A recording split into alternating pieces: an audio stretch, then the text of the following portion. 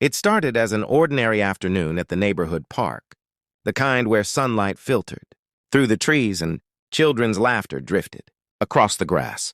A few women sat scattered around the area, some watching kids on the swings, others resting on the long wooden bench near the walking path. That bench had been there for years, chipped paint and all, and no one ever thought twice about who sat where until that day. One woman, known in the neighborhood for strictly enforcing HOA rules, approached the bench with purpose.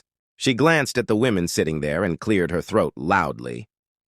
With a tight smile, she announced that the bench was not meant for lingering and that the HOA preferred residents to keep common areas moving and orderly. Her tone wasn't a suggestion. It sounded like a warning. At first, the women on the bench looked at each other, confused. One of them calmly replied that they were residents too and had every right to sit there. That should have ended it. Instead, the HOA woman scoffed and pulled out her phone, claiming she could report them for misuse of shared property. That single sentence snapped. The calm in half. Voices rose. One woman stood up, pointing at the playground behind them, asking how watching children was considered misuse. Another joined in, reminding everyone that the bench existed for resting, not decoration.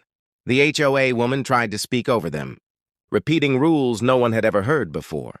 With every interruption, the crowd grew louder. Other women in the park noticed and walked over. Some crossed their arms, others shook their heads. The argument spilled across the path, words overlapping, frustration echoing through the trees. The HOA woman's authority seemed to shrink as each new voice challenged her. She accused them of disrespect. They accused her of control. What made it worse was the audience. Joggers slowed down. Parents stopped pushing swings.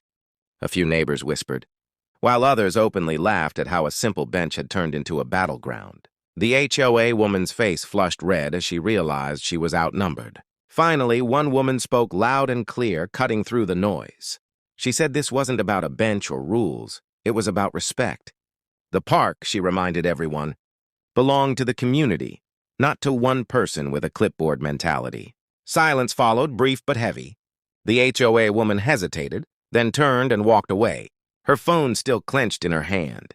The women slowly sat back down, the bench reclaimed. The park returned to normal, but everyone there knew something had shifted. From that day on, the bench wasn't just a place to sit. It was a reminder that even the smallest power trips can spark the loudest standoffs.